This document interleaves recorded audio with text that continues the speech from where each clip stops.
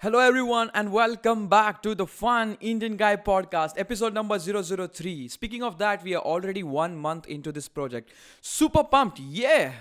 Thank you for being here, man. Thank you for listening to this one. It really means a lot to me.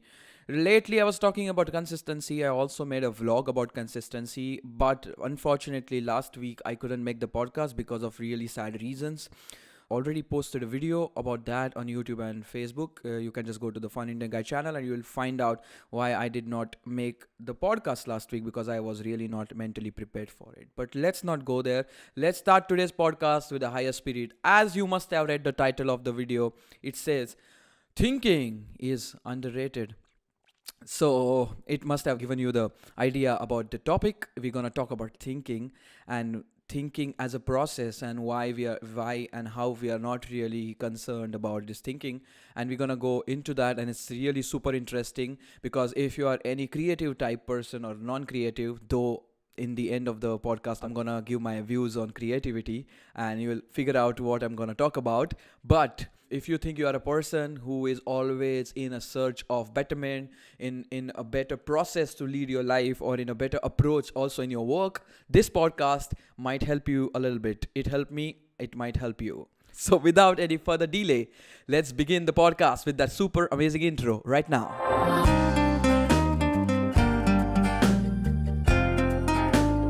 Hi, I'm Suyog, also known as the Fun Indian Guy. I'm a designer, musician, filmmaker, and a mechanical engineer. I'm from India, and currently I'm chilling around, traveling around, working around, roaming around, having fun around Europe, and this is my podcast.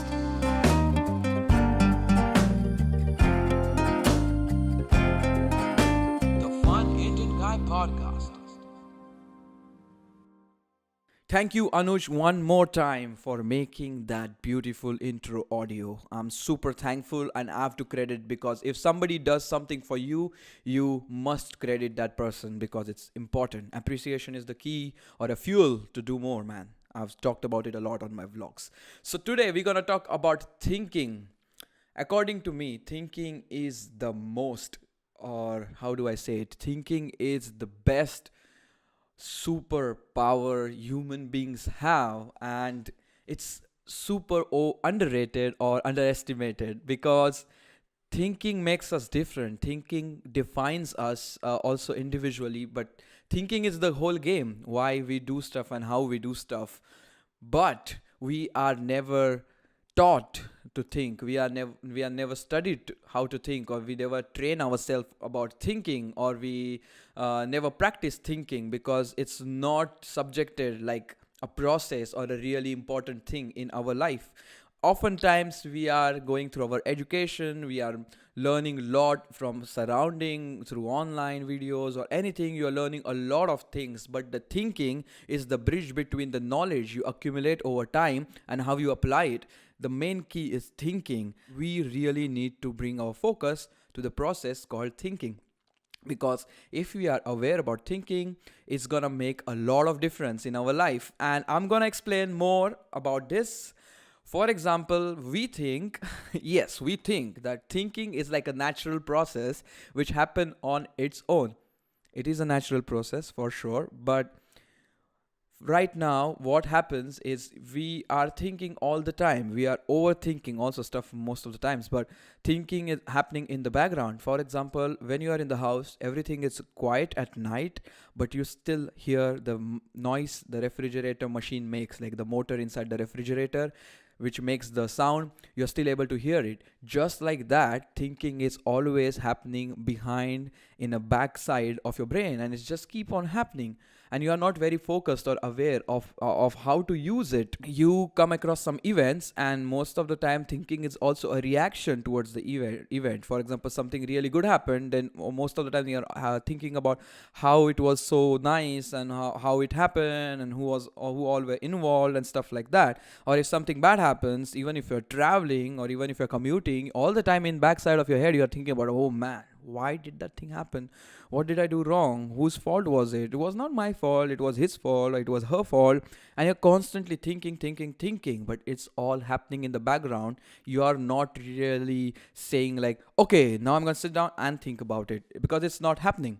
So the points which are or usually ignored or not estimated, like underestimated about thinking, are when to think, why to think, what to think, how to think. How to think is super important because we are really not paying much attention. And if you are paying attention towards this, I'm super glad, and it's a good way. Just keep doing it if it makes your life better. So we really have to bring our focus to all these thinking processes. I was going through this topic and then I realized we could do like three small exercises, which I also have been doing lately and which might help you in thinking better or take thinking seriously or as a process, which is really shaping your life or shaping you as an individual. So the first one is think time, like I'm naming it myself. Think time. In this exercise, you can sit down for 5 10 minutes or 3 minutes, whatever, up to your convenience. Keep your phone aside, maybe put a timer on it so you know how much time has been passed. But sit down, relax, breathe in, breathe out, and just think about something specific, and just keep your mind busy in thinking about that specific topic, and just go in this river kind of a thinking flow and just go around, think about all the stuff which is related to it. And it's a good practice because we are usually not putting ourselves in a position where we just think, and it's important because it has to be given attention or importance in our life because it's a really key factor of human beings and we are not exploring it the way it should be. Anyway, so you sit down and you think about it. What happens in this kind of situation is we usually have this reactive thinking or reactional thinking, like quick reactional thinking. I'm making terms or I'm making definitions or terminology on my own on the way. Superb. No worries. It's called quick reactional thinking. What is it? I just invented the term. Maybe it's out there. I don't know. Quick reactional thinking. What is quick reactional thinking? You know, when something happens, your mind quickly goes into a mode and think about possibly the quick reactions of your mindset. So let's take an example. When you talk about mango, it's a stupid example, but when I say mango, you'll start thinking about, oh, the taste of mango, the season of mango, the summer, the sweetness, my childhood. All these are quick reactional thinking, or we can say quick reactional thoughts which came to you because it's like triggering. Like mango was the trigger and it made you think about all sorts of memories you had around mango.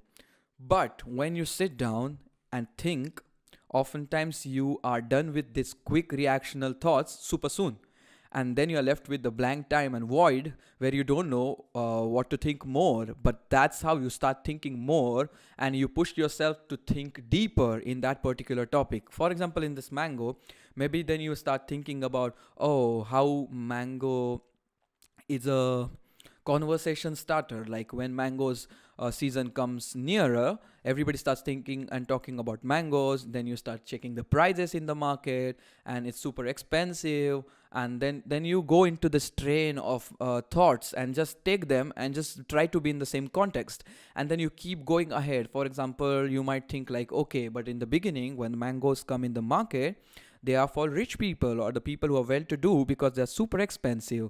That makes a different perspective towards the topic, because now you're thinking, like now I'm thinking that maybe the families which are poor can't afford to buy the mangoes when they come super super super early in the market and they're super expensive. These family have to wait. For them, maybe the mango season starts after some point, and this is a really different point of view towards the topic. And then now I'm thinking more about also the way mango is perceived from the kids in the city or kids in the town, because maybe in the town they have farms around, so they could go and get some mangoes, but in the city it is very commercial and very business oriented, so they have to book it and then buy it and stuff like that. People from India mostly will relate to this thing because it's in the context of mangoes in India. But anyway, so when you sit down and just think about some specific topic, you'll start going around the topic and you'll start thinking about all these other aspects which you might not have went through.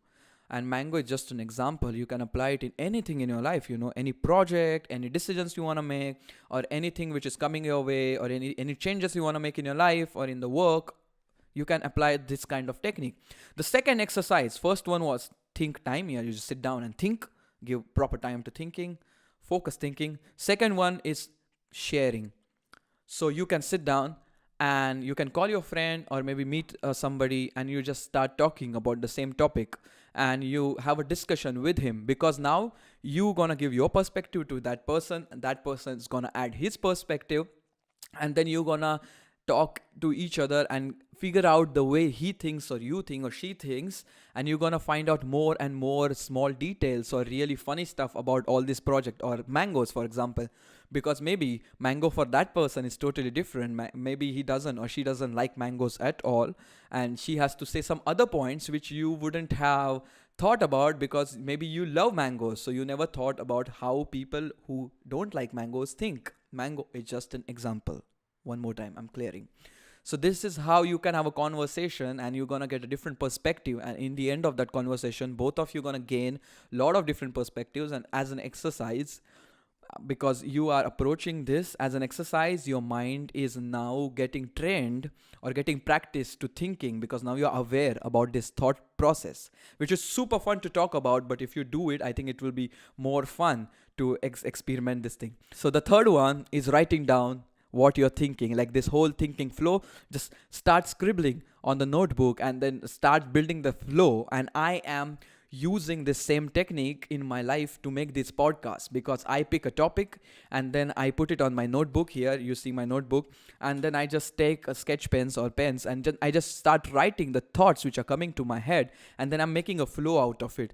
Sometimes once I am done with writing, I read it and I understand the flow is not matching, so maybe we can shuffle it a bit, or maybe this idea is not so cool, and while reading that I'm again coming up with new ideas. So writing down your ideas or writing down your thought process is a wonderful way to go into this exercise or into this world of thinking, or like this amazing treasure you already have in your head. And this is an amazing way to explore the thought process which you already have there, but you never thought of exploring it. So while writing or while even sharing and discussing, you solidify what you think, and it's really important, because when you have all these things inside your head, they just stay there. But when you write it down or when you share it with somebody, you are kind of solidifying the thoughts, so you give more importance to it, and then it makes a different impact on yourself. Because I started writing, let me give you one example from today, very fresh example, 1 hour or 2 hours back. Actually today's topic was going to be about dynamic life, how one should be super dynamic and just do whatever he loves to do and just take all the projects which comes his way. But I started writing and I just got onto the train of the thoughts, and then I started thinking, and I wrote down lot of stuff, like 5-6 pages, 10 12 pages, and it started to go towards the world of creativity. And then I started writing about how everyone is creative, and not only the people who are artsy type or creative type, or who are going into design school, or who are into design career, or into the design world, are not the only creative people, but rest of all the people are creative, because creativity is like a human trait. And then it was so amusing, and I was developing that topic, and rather today's podcast was going to be about creativity. But then I went into the field or the side of what are the foundations of creativity. First one was thinking, and second one was first one was thinking and second one was imagination, though imagination is part of thinking. But those two factors were really important when it comes to creativity, like a foundation base. It's not the whole creativity, but this is like a main foundation you should build in your head. And then I was writing a lot about thinking, and then I was like, oh man, in the end of this episode everything is feeling like it's about thinking, so let's explore thinking. And then I built the whole topic which we are discussing now. And everything came through the notebook and my mind and me writing it down, because it was a really good way to explore the topic, also to see it, and also to be in position to structure it in a way if you have to narrate it to somebody, or even to get the thought process straight, clear, step by step in your head. It's a really good exercise. So all these 3 exercises are super easy. Don't take time, don't take any other resources. It's just you, your time, and your thinking, your brain, your mindset, and your practices. And I think doing this will really get your thinking game super strong. And once you have this thinking game strong, you will be in position to apply it in different aspects of your life. Simple. If you are going to a job, you get a task or you have to do some sort of a project or a plan, you can apply the same process and get the task done. You can also use this writing and thinking method to make like a journal where you have all these thoughts and the scheduling and scheduling or planning done. So you can use these techniques in different ways. Also, me telling you has one more insight from my life, because it's not purely from what I thought or something. I've also been trained, not trained super trained, but I've also practiced design thinking and creative thinking when I was doing my masters. Rather, I am finishing still my masters, so I have still applying it. Part of my job is to apply this design thinking all the time. So this has given me really good insights in the projects I've done, and I think it's not only limited to the design world. Everybody could apply this thinking, and that's how the whole topic came to be. And this will, I guess, give you really good power to unleash the thinking process or the mindset which we have, and we usually do not use it to its full limits. Other thing was imagination, which we could explore more in other podcasts, because we are just beginning this process. This is amazing creative juices flowing process. So imagination, just quick couple of lines about imagination.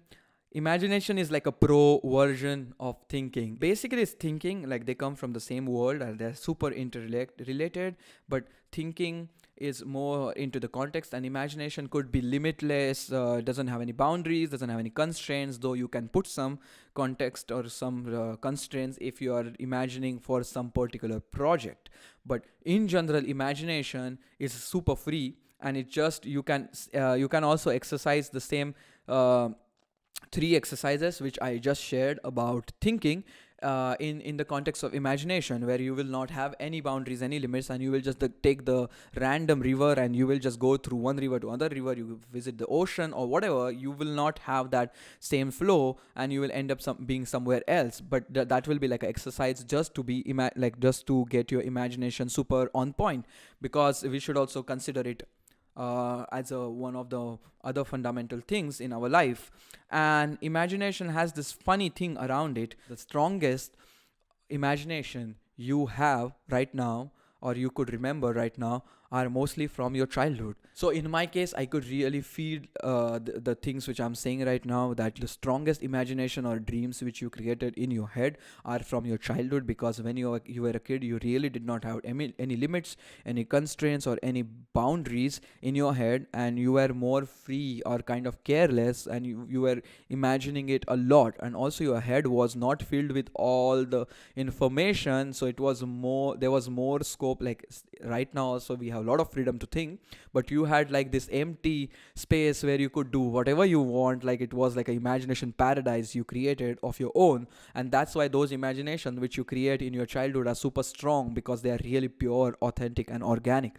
And oftentimes when you see the interviews of all these famous people on YouTube or on TV or wherever, you will see usually they are referring to their childhood, like, when I was a kid I really wanted to do this, and I was imagining to do this, and now I'm doing this. Or for example, when I was in school I dreamed of making this, or I dreamed of becoming this. And you see that, like, there is a strong relation between what you are now and what you used to think of yourself when you were a kid. Though you define yourself on the way, the imagination you had when you were a kid are really also major building blocks of what you have become now.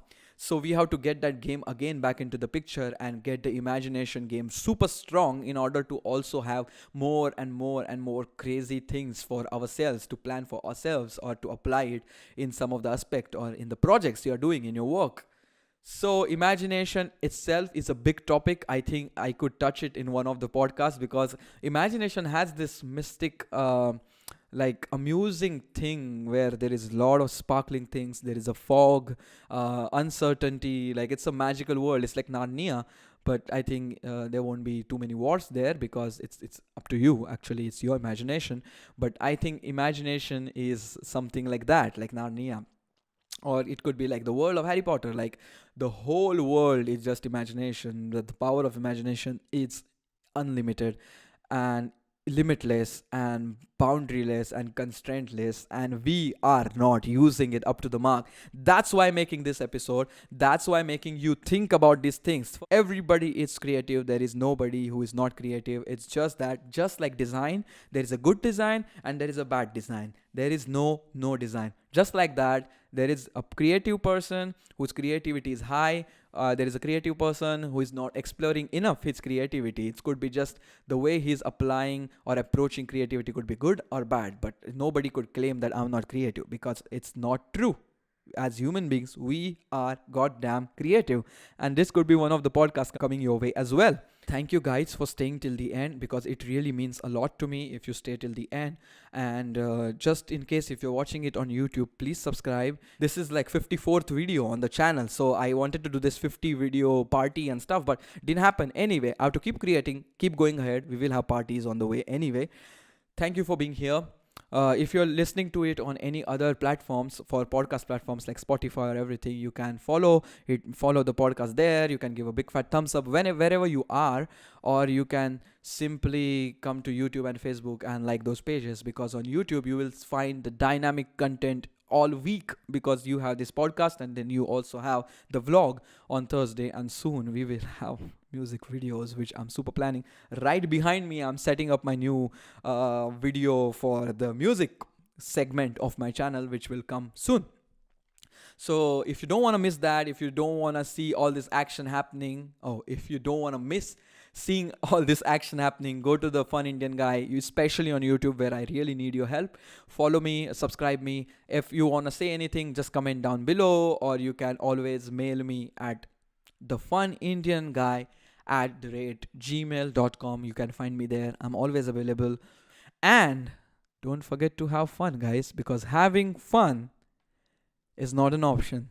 I'll see you on Thursday. Ciao, ciao. Bye.